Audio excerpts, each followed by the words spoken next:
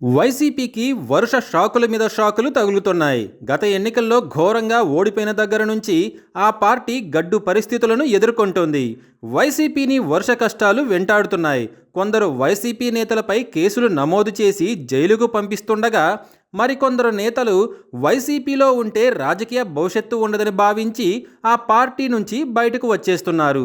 కిలారు రోషయ్య, మద్దాలిగిరి, సిద్ధా రాఘవరావు, మాజీ మంత్రి ఆళ్ల నాని, బాలినేని, సామినేని ఉదయభాను, గ్రంథి శ్రీనివాస్, అవంతి శ్రీనివాస్ వంటి నేతలు వైసీపీకి రాజీనామా చేశారు.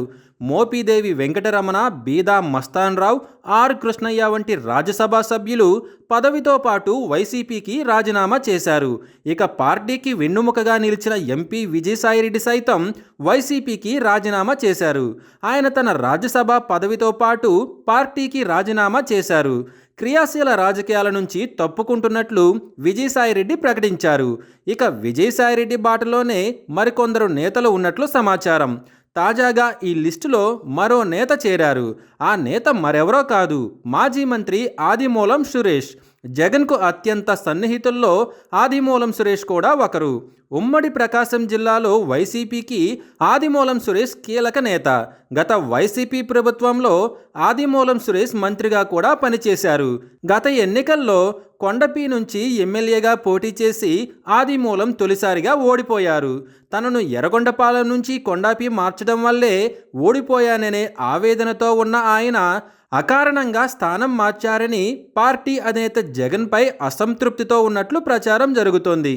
ఈ కారణంతోనే వైసీపీని వీడి టీడీపీలో చేరాలని నిర్ణయించుకున్నారని అంటున్నారు.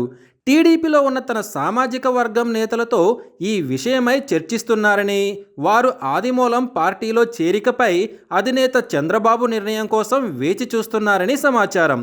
2009లో రాజకీయాల్లోకి వచ్చిన ఆదిమూలం సురేష్ తొలిసారి కాంగ్రెస్ పార్టీ తరపున ఎర్రగొండపాలెం ఎమ్మెల్యేగా పోటీ చేసి గెలిచారు.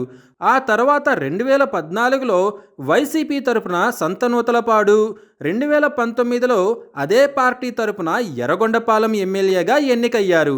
నియోజకవర్గాలు మారిన హ్యాట్రిక్ విజయాలతో మంత్రి అయిన ఆదిమూలం సురేష్ గత ఎన్నికల్లో ఓడిపోయారు. జగన్ తీరు వల్లే తాను ఓడిపోయాననే బాధ ఆయనలో ఉందని, అందుకే ఆయన పార్టీ మారాలనే ఆలోచన చేస్తున్నారనే ప్రచారం జరుగుతోంది. మరోవైపు ఆదిమూలం సురేష్ను టీడీపీ వర్గం తీవ్రంగా వ్యతిరేకిస్తోంది.